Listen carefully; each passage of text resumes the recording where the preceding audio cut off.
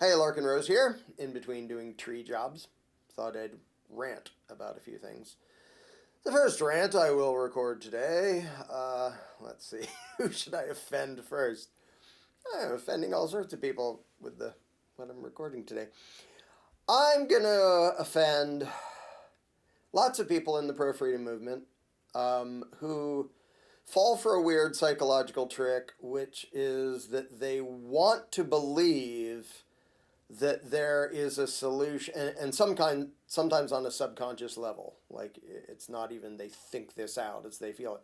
They want to believe that there's some sort of legal, authoritarian approved solution to the system that we're now under. So there's a whole bunch of what I refer to as Patriot Mythology, legalese voodoo claims about everything under the sun.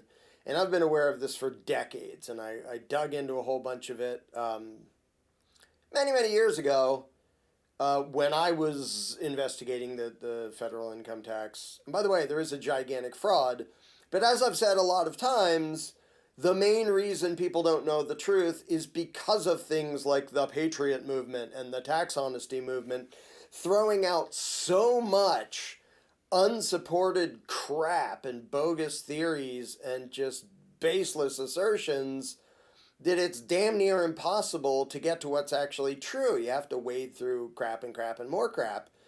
And most people don't have the time or the desire. And the funny thing is, when I was looking into it originally, I heard a claim. I was like, oh, wow, the tax is voluntary. Let me look into that. And I found, oh, yeah, no, it isn't really. And, oh, did you know that it's unconstitutional? And, well, okay, I could sort of see that and look into it and wait, you're taking things out. Did you know that it only applies to corporations? Did you know that income only means corporate profits? Did you know all these things? And one by one, I looked into them. I was like, yeah, you're wrong. You're taking things out of context a lot. You're making assertions and you're selling shit. And a lot of people go, here's this theory, and if you file these magic pieces of paper, you'll be forever free from the giant authoritarian ruling class. And that's what really annoys me about it, because if it was just somebody had a theory and I thought it was wrong, whatever, have your theory. But people push this and other people get in trouble for believing it, and they don't just push it, they sell it. So there's been lots of people who have these packages, just give me this many $1,000 and I'll put together a pile of paper and tell you that you're now immune to what the federal government's doing. Now, just to be really damn clear, there are lots of things that governments lie about and deceptions they used and legalese, sleight of hand things that they actually do. So I'm not saying everything is exactly as governments say it is. But there is a lot of provably bogus crap that well-intentioned pro-freedom people have fallen for because it sounded like there's a way inside the system for the rulers to like admit that, oh, you're right. Okay, we won't take your money and we won't require you to have driver's license and we won't do those things to you. Now, one thing that actually happens is if enough people are a pain in the ass for the feds or any government that they can't keep up with it, it becomes unenforceable. And that has nothing at all to do with whether the person had an actually accurate legal theory. And this is one of many things that the Patriot movement, or whatever the hell you want to call it, gets totally wrong. The biggest set of refunds, I think this is still true, and I know at one point, was black people filing tax returns in a certain way to claim lots of money for slave reparations. And people sold these things where you put together this package and you file your refund for past years claiming this and putting these in. A lot of those refunds went out, and then they pointed at it and said, see, this proves we were right. No, it proves that if a gajillion people file for refunds based on completely made up legal theories, a lot of those will be processed without anyone ever looking at them. That's just already the reality. So a bunch of refunds went out. That didn't prove anything, but a bunch of people pointed to it. See, we're right, because they sent back money. You can just put gobbledygook on it, and there's a certain percentage of chance that you'll get the refund because they don't have enough people to look at 50 million refund requests or whatever they get. I'm sure it's in the many millions every year. So a lot of them just get processed as is. And maybe later they'll look at it. Maybe they'll never look at it. Maybe they'll never notice and you'll get away with it. Now, to be clear, I shouldn't have to say this stuff, but every now and then somebody will go, if you manage to not get robbed by a parasitic gang of crooks, cool. If you were technically incorrect in your legal theory of why you shouldn't be robbed, okay, I hope it doesn't get you in trouble. I couldn't care less what you did to manage to not get robbed by crooks. If you say, I don't have to pay you any money because the giant pink armadillo that I worship says I don't, okay? If they don't harass you, I don't give a crap. Good, I'm all in favor of you not being harassed and robbed. Does that mean there really is a giant pink armadillo that said you're exempt? No. If you throw out some legal theory and they leave you alone, does that mean you were right? No. As Plato said, it's dangerous to be right when government's wrong. He said that 2,000 years ago. Not much has changed. So there's tons of these theories, and this is what I want to talk about, and it's sad and frustrating, and I'm sure people will be offended, particularly the people who fell for this shit and get angry at anybody saying, yeah, that was bullshit. That was somebody making something up, whether they're just passing it on or they're selling something. And there's so much of it, and people parrot it because they want there to be a procedural solution to authoritarianism. And there isn't. Even when you're right, there isn't. And I was saying this the whole time that I was dealing with the federal extortion racket. Being right isn't a guarantee that thugs and thieves won't be thugs and thieves. Of course they're going to be. And when I had my adventures and I said, yeah, they're going to lie and cheat their asses off in this case. They have to. There's too much at stake. So they're going to break every rule. They're going to lie about every single thing. They're going to lie about the law. They're going to lie about the procedures. The courts are going to cheat their asses off. They all obviously totally did. And I knew that was going to happen. I didn't think, well, if I'm technically right, they're going to go, oh, golly gee, you said the magic words. Now we'll leave you alone. That's not how it works, even if you're right. And if you're wrong, it doesn't help.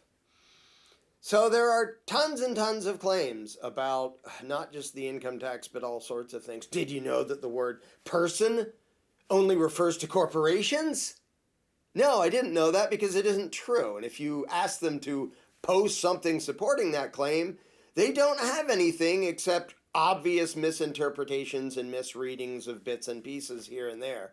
Well, here's this thing over here that says the term person includes a corporation. Okay, what does the whole section say? Oh, for purposes of this weird little law thing over here and nothing else in the whole world, we're going to say that the definition also includes corporations because we don't want to have to write down a person or a corporation. We don't want to have to write that phrase down 8 billion zillion times. So for like a tax law, for example, if it's a tax that can be on one or the other, they'll just say, well, we're going to use this word and we're going to put in a definition that says when we use that word, because this is how legalese actually works, it's going to mean this or this or this or this or this. And it won't mean this or this. Like, that's how they do legalese all the time, so they don't have to put in a 57-word description every time they want to describe something that they describe in, like, every other section. But people will take one thing and skip the fact that it says, for purposes of this section, it's like one section of some random, one speck of the tax code in the middle of nowhere, that they're for that section saying when we use this word, we also mean that in addition to this. And there's a huge list of them, and no, person doesn't just mean a corporation. Individual doesn't just mean a corporation. The tax isn't only applicable to U.S. citizens. The claim that, well, if you, deny your citizenship, they can't tax you. Nope, utterly false. And I can cite in the law all these things. Now, to be really clear, say it for the 100 millionth time, the fact that they wrote a law declaring something or demanding something or forbidding something doesn't mean that that's in any way moral or legitimate or anybody has any obligation to obey that. So there's the distinction of what does this law require, which is just a technical question. And then is there any obligation to obey it? And the answer is no. No matter how complicated and weird and convoluted the legalese bullshit can get, no, violent aggression is still not okay, even if you call it law and even if you have a badge. And so they can have these, the federal tax code is notoriously this big tangled mess. And people can bicker about details over here and over there. You're not morally obligated to do any of that. And I already knew that even when I was having my adventures with the federal extortion racket. I said, nobody's obligated to pay these bastards anything, no matter what they write on a piece of paper. So the question of what does the law technically require has no bearing on what are you morally obligated to do. So you can write a one-page law or a million-page law telling me that I legally must pay you this many dollars for the privilege of standing on planet Earth. It will be bullshit, start to finish, regardless of what it technically says. But there are a lot of pro-freedom people, mostly it's people who haven't yet made it to voluntarism. Because part of them still believes in authority and part of them still believes in law and legalese and constitutional, mythology. So they want there to be some procedural thing. Oh, if you just argue this in court and file this piece of paper and complain about them spelling your name in all caps or complain about the gold fringe on the flag in the courtroom, except when there totally isn't one, which is a lot of the time. So when people want there to be some magic words to make the masters go, ha, you caught us. Okay, you're free to go. We're not going to do anything to you. You can live as a free human being because you knew the magic words. No, that's not how it works. It wouldn't be how it works even if you were legally right, but also they're not. And it's frustrating to see, once again, so many of these things turn into a lesson in human psychology as much as or more than a lesson in philosophy or even law, because you see the wishful thinking kick in. Because somebody reads an article, hey, somebody says the tax only applies to corporations. And this guy over here said the word income only means corporate profits. Oh, cool. Does law say that anywhere? Well, no. Does any court ruling say that? No. Does anything legally relevant say that? No. And sometimes the people who sell this and make these arguments, I think a lot of the time they're well-intentioned and they want to believe, they see a couple things that somebody passed on to them. They don't bother to look into it and do any actual research of the law, which is publicly available for the most part.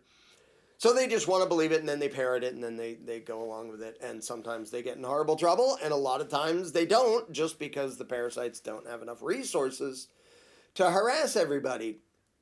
But sometimes the people pushing it are genuinely genuinely disingenuous. They're dishonest. They're lying their asses off. There's one lower court case that I've seen them cite that says performing services and billing for them does not constitute income. Okay, so doesn't that sound exciting? This court ruled that performing services, like doing work for somebody and then billing for it, that doesn't constitute getting income. That's awesome. So if you just do a job, it's not income, right? Well, you'd think that if you looked at that little part of the ruling. And people can sell things going, see, you don't get what's income. Only if you read the ruling, it was about someone who performed services and billed for them, but he didn't get paid until the next year.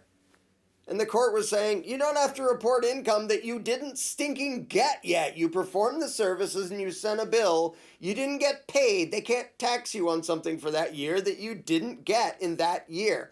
That was obviously what the ruling was very clearly saying. But if you look that one sentence out of context, billing for or performing services and billing for them doesn't constitute income, and you don't realize, yeah, it's because you didn't get paid yet.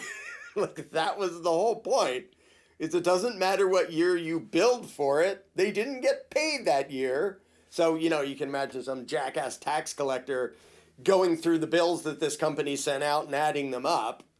And then them saying, wait a minute, we didn't even get paid for this one until the following year. You can't tax us in that year. That was the whole issue. So when anybody cites that, they're either being profoundly lazy because you can look it up and read the case and go, oh, obviously they weren't saying that doing work and getting paid for it isn't income. In fact, they were exactly saying the precise opposite of that. But they were saying when you get paid, that's when it's income. Not when you send a bill to somebody that you didn't get income yet. You told them they owe you something and they didn't give it to you yet. So that's one example of pretty many of the Patriot Mythology bullshit being intentionally dishonest. Now, I'm going to go one step further. I do think a lot of people, I think most people in the tax honesty movement are well-intentioned. They mean well. They want there to be a procedural solution to injustice and legalized extortion. Okay, I completely sympathize. But there isn't.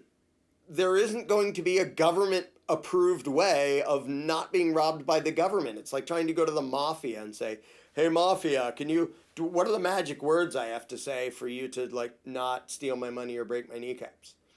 There aren't any. Pay up. Like, that's reality. That's how it works. If I was a propagandist, conniving bastard, working as, psyops for the federal government, I would absolutely want people spreading legal theories that are bullshit. Because a few of the people who are going to rabble-rouse anyway, they'll catch on and they'll try it, and we can publicly say, oh, that's frivolous and that's ridiculous, and then punish one and cage one here and there and make an example of them, and then they'll crawl back into the cage all frustrated and disappointed because, oh, well, that didn't work. I would rather have, as a propagandist for the evil psychos, I would rather have them wasting their time and energy on a procedural trick that lets me know who they are and where they are and what they're doing, and I'll stomp on one now and then to make an example of them, just like the mafia.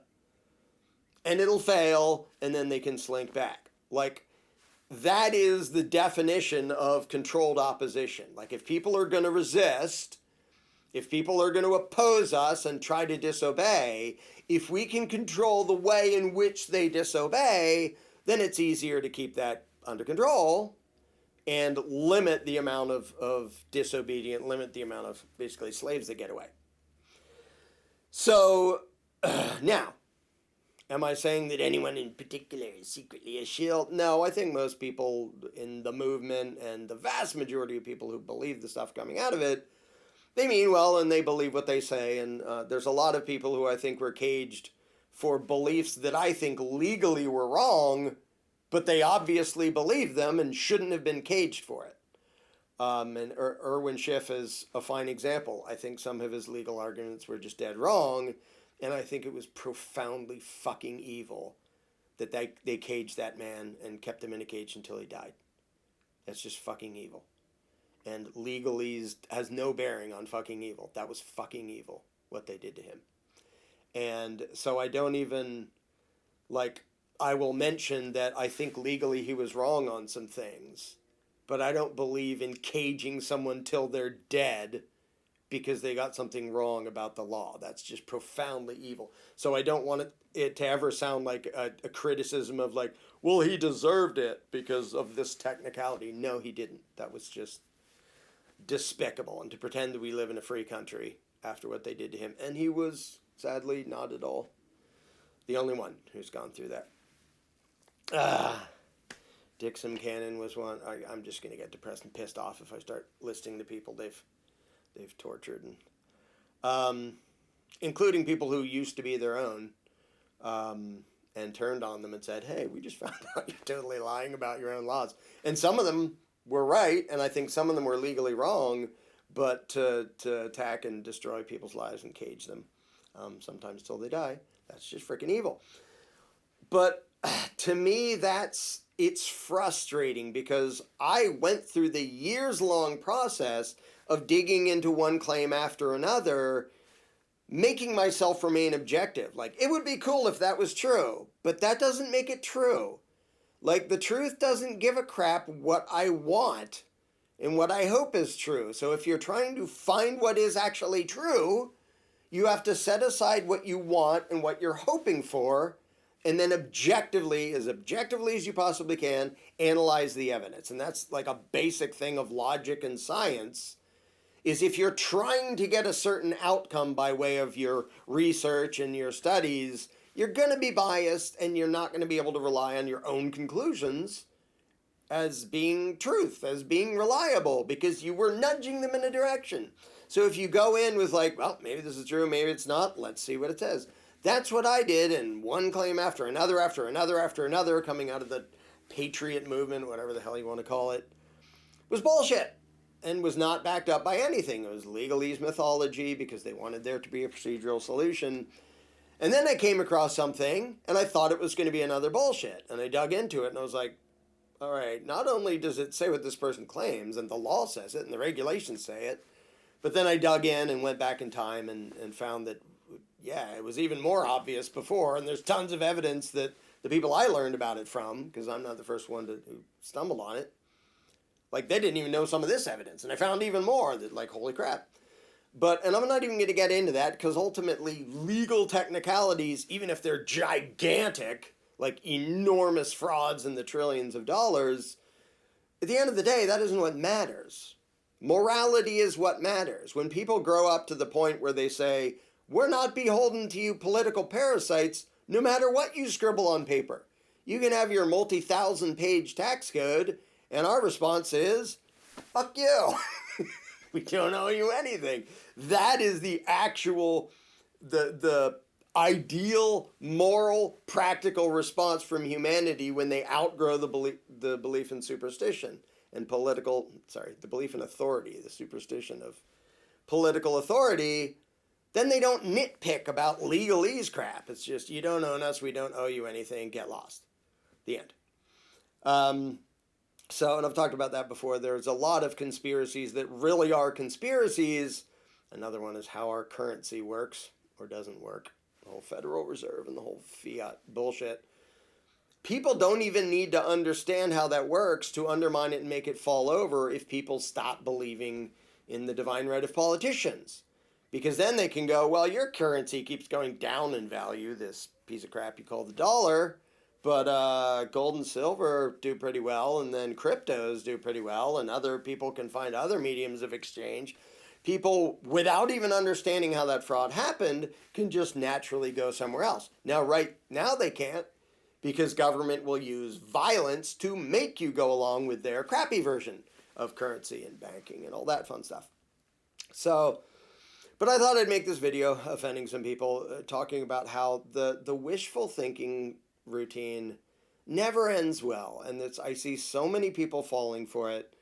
And they like, have you heard that blah, blah, blah? Yes, I have heard that. I've also looked into it. It's totally false. And instead of believing it, get in the practice of hearing a claim and going, somebody said that. I wonder if it's true. I'm going to look it up. Or don't look it up and stay neutral. Stay what I call agnostic, which is, well, I heard somebody claim that. I don't know if it's true or not. But people so eagerly jump to that would be cool if that was true, so I'm going to believe it. That's not how truth works. What you want to be true has exactly zero bearing on whether something is true or not. But a lot of people, they play the wishful thinking game, and it's understandable and it's frustrating, especially when it comes to things that people think will be a way to get to freedom with the approval of the ruling class, with some procedural thing, some court thing, some legislative whatever. I mean, it's the same reason people vote and petition, do all that silliness, because instead of having to go against their indoctrinated belief in authority and go up against the state, they want some magic formula that, just file this piece of paper and UCC and straw man and random noise and, okay, we'll leave you alone. There is no such thing. Why the hell would they make there be such a thing? Like, it isn't the Death Star. They didn't conveniently leave open a air duct that goes all the way to the core of however that worked. I know this is sort of party pooper mode, because I know a lot of people fall for that because they want it to be true and it makes them hopeful. The thing is, in the long run, it's not going to help you be hopeful. You're going to be crushed and smashed down, and you're going to find out, oh, these people did it and they got away and they haven't filed tax in a bazillion years. And then you find out, oh, yeah, that guy they caged and he's still in prison. Oh, and that guy they robbed into poverty and caged. And that guy, oh, they shot and killed him. And yeah, so this isn't a guarantee of freedom.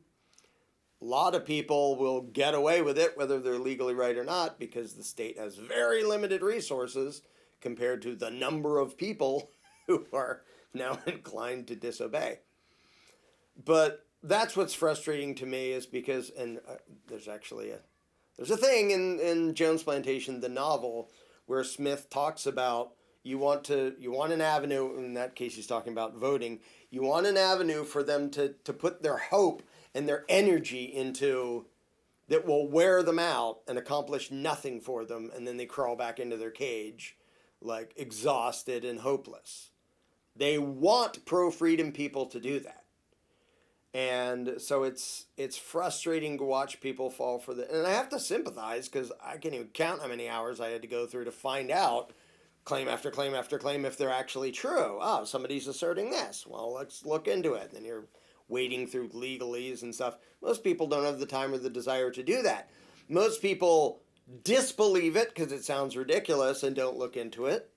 And then a smaller section of people believe it and don't actually research it or look into it. They just take it on faith, and they read more. They do the confirmation bias thing of they read more people asserting the same thing and talking about the same thing, and it's this big stream of assertions. And when I go to them and say, can you cite anything from the actual law? Well, I heard this guy say, it sounded like he knew what he was talking about. And he says that Black's law defines this. Well, you can look that up. Does it? Oh, no. Well, he says this law says this. Quote, here's what the law actually says. It doesn't match what you just claimed. Oh, well, what about this thing over here? And it's sad. This will sound a little bit mean. Their brains function similarly to how flat earthers do, because they want to believe it. They become emotionally attached. And when you point out, here's the evidence that you can't nearly explain that shows that you were totally wrong, they jump to other things. Well, really this, and really that word means this, and this means, and it's just, they're desperately trying to cling to a belief that gives them hope. And I hate to be a party pooper, but I'm going to be a party pooper, because false hope based on a lie is never going to be the path to freedom for anybody, anywhere, ever. And so it's pull a Patrick Henry. Like, as for myself, give me the truth and the whole truth, however ugly and horrible it is. I want to know the whole truth so I can prepare for it. And the truth is, a hell of a lot of stuff that comes out of the Patriot movement and the legalese mythology is just bullshit. And it may work for some people in that if enough people do it, a lot of them won't get harassed because government doesn't have enough thugs to harass, 5 million people making some bogus claim. But some people will get stomped on, and those people will be sort of shocked and surprised and like, how did this happen? They said all I had to do was file this paper and complain about them capitalizing my name and some such bullshit. So it's frustrating to me to watch these things get some people in trouble who didn't know any better, didn't really look into it. They did the wishful thinking routine. And I hate the fact that what they were trying to achieve was freedom, but they tried to achieve it by way of legalese voodoo. The path to freedom isn't going to be found in legislation or court filings or legalese anything. It's going to be found in people escaping that entire mentality and saying, okay, you can have your bajillion page tax code. We just don't care. We don't have to read it and decipher it and see what's in there and argue about the meaning of this, that, and the other thing. Write whatever you want. We're not beholden to you. Go fuck yourselves. Like, when humanity grows up enough that that's what they can say, that is the end of the huge extortion and the warmongering and all that. Until then, some desperate people are going to believe stuff that they shouldn't, which sometimes it'll go well. There's lots of people that don't file and don't obey who never get in trouble just because of the limited resources of the parasite class. By the way, I think a commissioner of the IRS, was that Coleman or a different one, just came out and said, it's good that people don't know that we're like 99% bluff. like, oh, everybody's scared of the IRS. Yeah, because if one or two can be made an example of, everybody sort of imagines that, well, that what could be me. Yeah, if 10 million, 50 million, 100 million people just go, screw you, we're not playing your game anymore. That isn't any of us. Like, there is no example. It really is bluff, except for the very occasional rare individual they make an example of. So, anyway, so I'm sure that'll frustrate and offend people, and people argue about it in the comments. And no, it really is true that blah, blah, blah. I'll say this. If you're going to claim anything in the comments below, cite something actually relevant. Like if you're going to claim the law only means this, cite something that says that. Because that's what I do.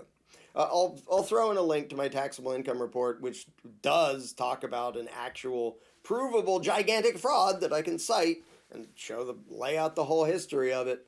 But there's so much in of legal voodoo, patriot mythology that people just want to believe in because they want an easy way out.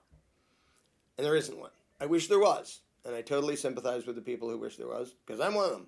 But there isn't.